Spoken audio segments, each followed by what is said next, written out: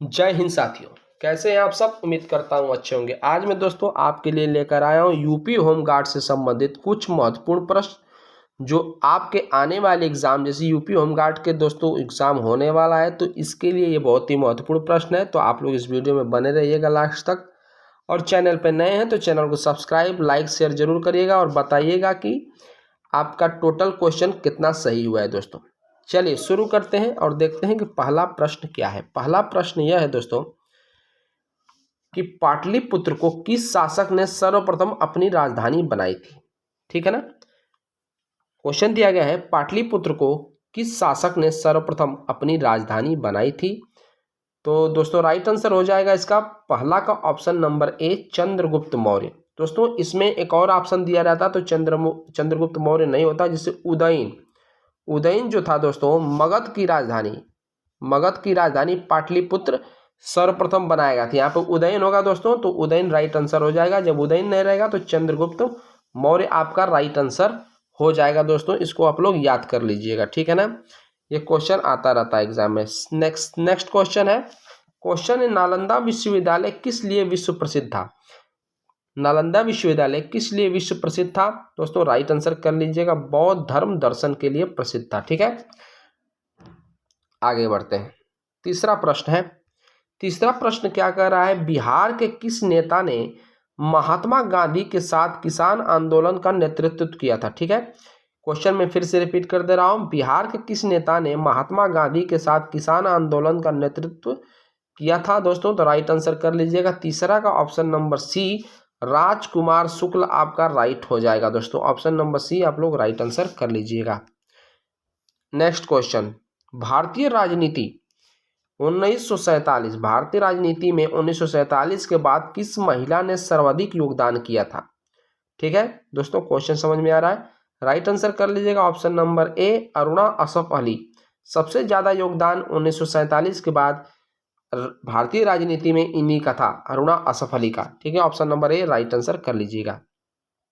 आगे बढ़ते हैं। पांचवा प्रश्न क्या है, एक कार बैटरी में प्रयुक्त विद्युत अपघटय कौन होता है। ठीक है, राइट आंसर हो जाएगा पांचवा का ऑप्शन नंबर सी, सल्फ्यूरिक अम्ल। आपका right answer option number C दोस्तों, सल्फ्यूरिक अम्ल कर लीजिएगा। ठीक है, छठवां प्रश्न, संक्रमण से शरीर किसके सहयोग से लड़ता है। ठीक है दोस्तों, क्वेश्चन समझ में आ रहा है। संक्रमण से शरीर किसके सहयोग से लड़ता है। तो राइट आंसर हो जाएगा ऑप्शन नंबर डी, प्रतिरक्षा प्रणाली। Option number D right answer हो जाएगा, छठवां का डी राइट आंसर कर लीजिएगा। आगे बढ़ते हैं। सातवां प्रश्न क्या है, विटामिन सी का रासायनिक नाम क्या है। विटामिन सी का रासायनिक नाम क्या है दोस्तों। तो राइट आंसर हो जाएगा option number D, none right answer हो जाएगा, क्योंकि एक्सकॉर्बिक एसिड जो होता है, विटामिन सी का रासायनिक नाम एस्कॉर्बिक एसिड होता है, जिसका सूत्र होता है दोस्तों C6H8 और O6 होता है। याद रखिएगा दोस्तों, C6H8O6 इसका रासायनिक सूत्र होता है दोस्तों, विटामिन सी का एस्कॉर्बिक एसिड कर लीजिएगा। ठीक है, आगे बढ़ते हैं। आठवां प्रश्न क्या है, निम्नलिखित में किसमें कार्बन नहीं है। निम्नलिखित में से किसमें कार्बन नहीं है दोस्तों। राइट आंसर कर लीजिएगा ऑप्शन नंबर सी, चांदी में कार्बन नहीं होता है दोस्तों। ठीक है, आगे बढ़ते हैं। नौवां प्रश्न क्या है, सीवी रमन को भौतिक का नोबेल पुरस्कार किस वर्ष प्राप्त हुआ था। ठीक है, सीवी रमन को भौतिक का नोबेल पुरस्कार किस वर्ष प्राप्त हुआ था। तो राइट आंसर कर लीजिएगा 1930, ऑप्शन नंबर सी 1930 में रमन प्रभाव के लिए दिया गया था। ठीक है, 1930 में, याद रखिएगा। 10वां प्रश्न क्या है, प्रश्न है दोस्तों, जवाहर रोजगार योजना किस वर्ष शुरू हुआ था। ठीक है, जवाहर रोजगार योजना किस वर्ष शुरू हुआ था। राइट आंसर कर लीजिएगा ऑप्शन नंबर ए, 1989 में शुरू किया गया था। ठीक है, आगे बढ़ते हैं। 11वां प्रश्न है, किस वस्तु का भार अधिकतम होता है। किस वस्तु का भार अधिकतम होता है दोस्तों। तो राइट आंसर हो जाएगा ऑप्शन नंबर ए, निर्वात में। मतलब किसी वस्तु का भार किस में अधिक होता है, तो निर्वात में होता है। याद रखिएगा, ये क्वेश्चन बहुत बार पूछा जा चुका है। आगे बढ़ते हैं। 12वां प्रश्न, निम्नलिखित में से किस नदी का बेसिन सबसे बड़ा है। तो दोस्तों राइट आंसर कर लीजिएगा 12 का ऑप्शन नंबर बी गोदावरी। ठीक है दोस्तों, option number B right answer हो जाएगा। आगे बढ़ते हैं। क्वेश्चन दिया गया है दोस्तों, गुप्त शासकों द्वारा जारी चांदी के सिक्के क्या कहलाते थे?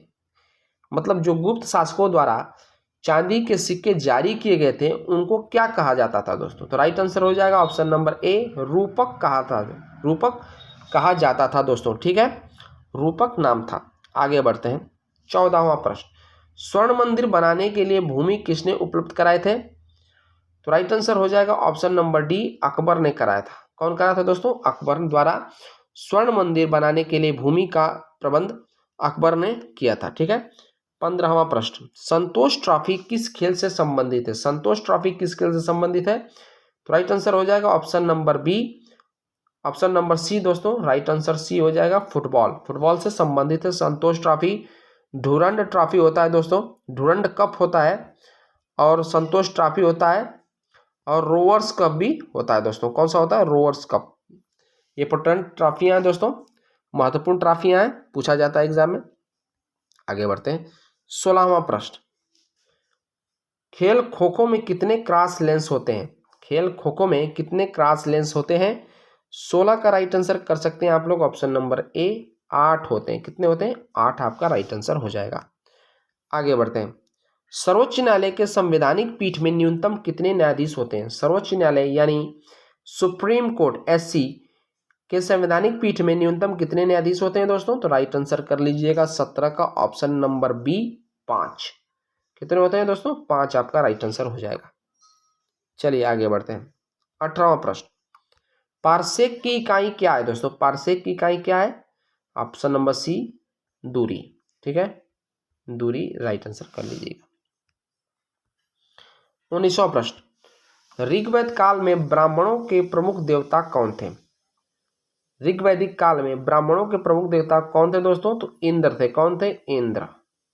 ठीक है, आगे बढ़ते हैं। भारतीय संविधान सभा के प्रारूप समिति के सदस्यों की संख्या कितनी थी? भारतीय संविधान सभा के प्रारूप समिति के सदस्यों की संख्या 7 थी। कितनी थी दोस्तों? 7। ठीक है, 7 थी। 7 राइट आंसर कर लीजिएगा।